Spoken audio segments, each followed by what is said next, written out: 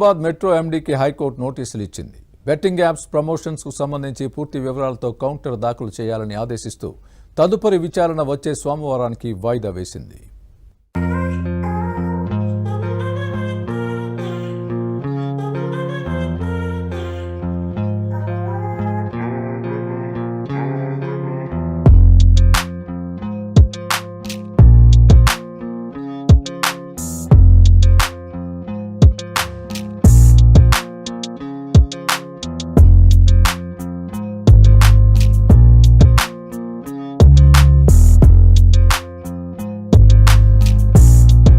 Assembly వేదికగా ఆగ్రహం వ్యక్తం చేశారు. బెట్టింగ్ యాప్స్ ప్రమోషన్లపై సిట్ విచారణకు ఆదేశించారు.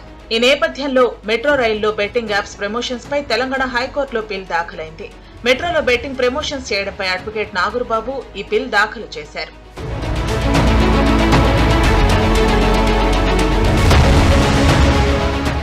అడ్వకేట్ నాగూర్బాబు దాఖలు చేసిన పిల్పై విచారణ తెలంగాణ హైకోర్టు చేపట్టింది. ఈ మేరకు అడ్వకేట్ నాగూర్బాబు కోర్టుకు తన వాదనలు వినిపించారు. Hyderabad metro rail limited board directors పై సిబిఐ ఎంక్వైరీ వేయాలని పిల్లో పేర్కొన్నారు. రోజుకి 5 లక్షల మంది ప్రయాణించే మెట్రో రైల్లో ఐఏఎస్, ఐపీఎస్ లు బోర్డ్ ఆఫ్ డైరెక్టర్స్ గా ఎలా ప్రమోషన్ అనుమతిస్తున్నారని ప్రశ్నించారు.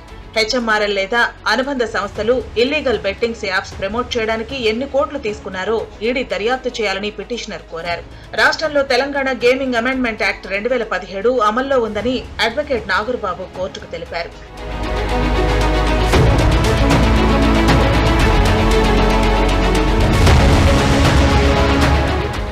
మరోవైపు మెట్రో రైళ్లలో 2022 తర్వాత బెట్టింగ్ యాప్ ప్రకటనలు ప్రదర్శించలేదని హైదరాబాద్ మెట్రో రైలు సంస్థ తరపు న్యాయవాది కోర్టు దృష్టికి తీసుకెళ్లారు.